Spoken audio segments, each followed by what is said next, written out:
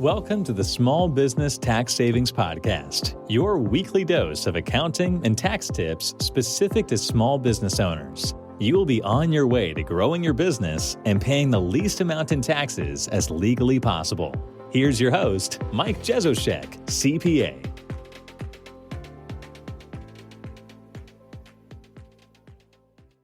Hello and welcome back to another episode. Today's topic is 2022 tax rates and resources.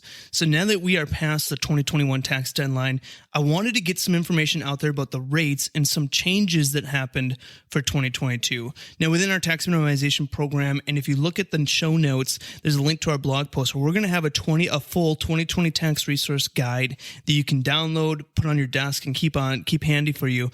But on this specific episode, we're going to break down some of the most important ones that we wanted to bring to your attention. So again, if you're looking for a download that you can print out, go to the link in the show notes or within the tax minimization program, and there's going to be a download there for you. So the first one we want to talk about is the 2022 individual tax rates. And for our purposes, we're going to focus on single and married filing jointly, as those are the two that we see the most often. But again, you can download our full resource guide for more options. And there's really 7 different tax rates based on income. There's the 10% bracket, the 12, 24, 32, 35, and 37. And so we're going to quickly go through kind of what bracket you would fall in. So if you're under $10,275, you're in the 10%. Then that between $10,275 and $41,000 roughly, you're in the 12%. $41,000 between $89,000, 22%. $89,000 between $170,000 in income is the 24%. $170,000 to $215,000 is 32%. $215,000 to $539,000 is the 35%, and then anything over $539,900, you're in the 27% tax bracket. Now these rates are if you're single, and this is on ordinary taxable income. So think of things like W-2, business income, things that you're actively participating in. So again, those rates are 10, 12, 22, 24, 32, 35, and 37%. And same thing with married filing jointly. You're going to have rates that are just about double of those. That kind of get you to where you are. So again, anything under $20,550 for married filing jointly is going to be at the 10%. $20,000 to roughly $83,000 is at the 12%. $83,000 to $178,000 is going to be at 22%. $178,000 to $340,000 is going to be at 24%, and so on. So feel free to check out our website and our resource guide if you want more details on them. But I also want to remind you how tax brackets work. So many people think that if they're in the 32% tax bracket, in this example, if you're single, that would be between $170,000 and $215,000 of income. They think that all of their income is taxed at that 32%. Well, that's not really the case. What you basically pay the tax rate for those different buckets. So let's go back to single. There's a 10% rate for anything that's $10,000 to any earnings income, $10,275 and under.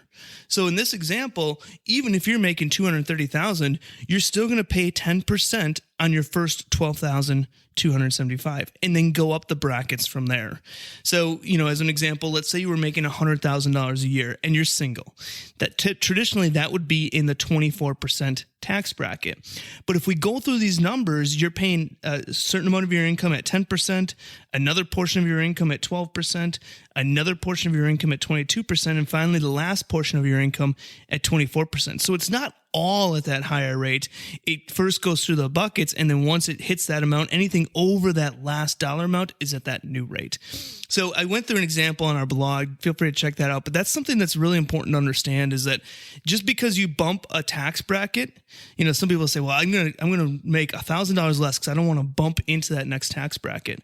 Well, bumping into that next tax bracket technically doesn't change anything except for the little bit of amount that's in that tax bracket will be taxed higher, but all the rest will still remain the same. So if you go $1 into the 24% tax bracket, you will have $1 taxed at 24% and the rest at the lower rates. Now, let's go through the 2022 business tax rates. Now, on a federal level, most businesses are pass-through entities, which basically just means that you pay the tax from your business, that you pay tax on the business income that you have on your personal side, and there is no direct tax at the business entity level. There is one exception to that, and that's the C corporation. The C corporation tax rate for 2022 is 21%, and that's on any amount of income. Now, we also, in our show notes, in our blog post, we have 2 additional resources that can help you understand business taxes. One is, what do I need to know about taxes as a business owner? And the other one is, what is a pass-through entity? So if you're kind of confused about how that works, check out those 2 articles. Next, we're going to talk about the 2022 Social Security and Medicare tax rates. So remember, when we talk about FICA, what we're talking about is Social Security and Medicare. And Social Security tax is 6.2%. 6.2% that the employee pays and 6.2% that the employer pays. So if you're self-employed, you pay both of those. Or if you're an S corporation, you pay both of that 6.2 for the EE and the employer on your W-2 payroll. Now, Social Security taxes is only paid on your first $147,000 of W-2 income, or self-employment income if you're operating as a sole proprietorship. So, if you're taking a W-2 salary and your W-2 salary say $250,000, you're only going to pay that Social Security tax on the first $147,000 of your income, and then it stops. Now, the other one is Medicare tax, and Medicare is 1.4% on the employee and 1.45% on the employer. So 1.45 for both the employee as well as the employer. And that is going to go all of your W-2 income. So there is no cap on the Medicare tax. Now, there is also a 0.9% increase in that Medicare tax once income hits $200,000 if you're single, or $250,000 if you're married. And again, that's on W-2 payroll and things like that. So I bring this up just to let you know that Social Security does have a max once you hit it, but the Medicare will continue to go as much salary as you take, as well as there is an actual increase in Medicare as your income goes up. All right, 2022 capital gain tax rates. First, we need to look at holding periods to determine the type of capital gain. Now, this one's pretty standard. A short-term capital gain means you held this asset for 1 year or less, and a long-term capital gain means you held it for more than 1 year. So let's look at the rates. Short-term capital gain is going to be taxed at your ordinary income tax rates, and that's what we talked about above in those brackets, up to 37%. So if you have an asset that you hold for less than a year, you sell, and you haven't held it for at least a year, you're just going to pay your normal ordinary income tax rate on that sale. Now, if you have a long-term capital gain, an asset that you bought and held for more than a year and then sold, there's going to be different rates, either 0%, 15%, or 20%. So let's look at what it is for a single person first. If your income is under $41,675, there's going to be a 0% capital gain tax. If your income is between $41,675 and $459,750, your capital gain tax rate is 15%. And over that $459,000 roughly is a 20% capital gain rate. Now, if you're married filing jointly and you have income under $83,000 roughly, you're going to pay 0%. 0% capital gains rate. Now, and this is for long-term capital gains, remember. Now, if you have income between roughly $83,000 and $517,000, then you're going to be in the 15% long-term capital gain tax rate, and anything over that 517 is at 20%. So just something to consider as you're looking at assets. And I bring this up too, this short-term, long-term, to hopefully, if someone's bought an asset or, something last year that they're looking to sell, maybe you might want to hold on until you cross over that year so your tax rate could potentially be lower. So just something to think about. 2022 standard deduction. Now, standard deduction is what you get off of your income. If you have itemized deductions, that's going to be things like where you have charitable contributions and you have property taxes and mortgage interest and those types of things that add up. If those are more than your standard deduction, then you're going to take itemized deductions. But with the Tax Cuts and Jobs Act a couple years ago, standard deduction really got a bump. So for 2022, the rate is, if you're single, you'll get a standard deduction of $12,950. And if you're married, filing jointly, $25,900. Now let's talk about the retirement accounts. We're going to be talking about two different types of retirement accounts: IRAs, individual retirement accounts, and business retirement accounts. So the IRA is going to be that traditional or that Roth, and the max that you can do per individual for 2022 is $6,000, and you can add an additional $1,000 if you're 50 and older. Just a side note: Coverdell Educational IRA has a maximum contribution of $2,000 for 2022. Now, we talked about IRAs a couple episodes back, a couple months ago probably now, but there is some phase out. And so those phase outs have been updated now. If you are a participant in an employer plan, so you have a 401k with your work and you want to contribute to a traditional IRA or Roth, there is a phase out. If you're single at $68,000, it starts to phase out. And if you're married at $109,000, it starts to phase out. Now, if you're not a participant in an employer plan, neither you or your spouse have an employer plan, it's always going to be fully deductible regardless of your income. Now, if you are a non-participant but you're married to a participant, the phase out would be start at $204,000. Roth IRAs also have their own phase-out limits. So they start to phase out if you're single at $129,000 in income, and if you're married filing jointly, they start to phase out at $204,000 in income. And we kind of talked about that Coverdell IRA, that educational account.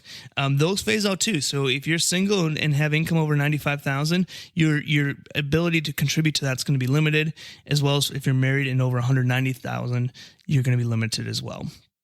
Let's talk about business retirement accounts. The SEP IRA.